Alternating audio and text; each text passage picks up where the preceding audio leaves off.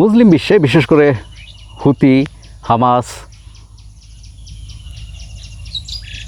অথবা হিজবুল্লাহ, এদের কাছে ইউএসের পরিচিতি হচ্ছে দ্য বিগেস্ট মুসলিম এনিমি।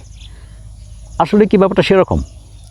তো আমি আমার জানার আগ্রহে যথারীতি ইন্টারনেট সার্চ করতে থাকলাম এবং বেশ কিছু ইনফরমেশন পেলাম যেটা আপনাদের সাথে শেয়ার করা যায়।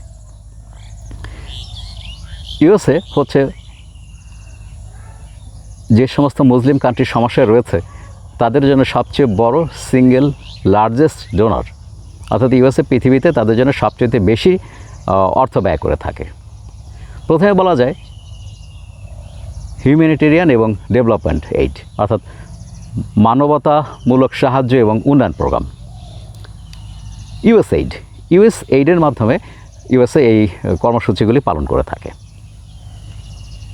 এবং সারা বিশ্বে ইউএসএ সবচেয়ে বড় ডোনার, অর্থাৎ সবচেয়ে বড় দাতা দেশ। 2014 থেকে 2024 সাল পর্যন্ত ইয়েমেন,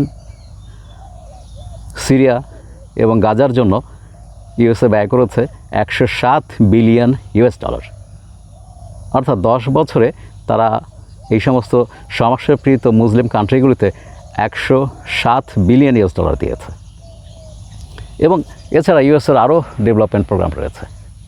তারা ইমার্জেন্সি মেডিকেল এইড, অর্থাৎ জরুরি চিকিৎসা সুবিধা, খাবার পানি সরবরাহ, শিক্ষা, এগুলোর পেছনেও প্রচুর ব্যয় করে থাকে এবং এই সমস্ত ব্যয়গুলো হয় মূলত লেবানন, সিরিয়া এবং সুদানের মতো কান্ট্রিতে।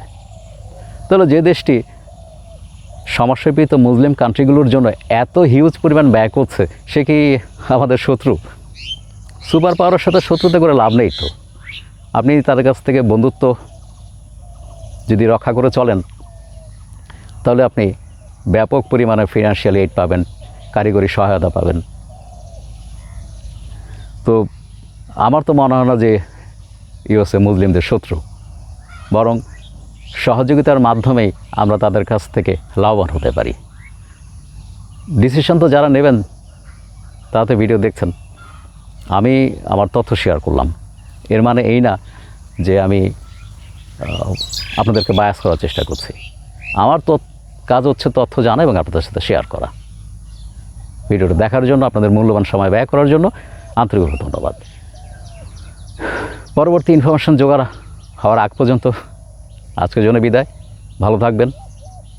আজকের দিনটি সুন্দর যাক। ধন্যবাদ।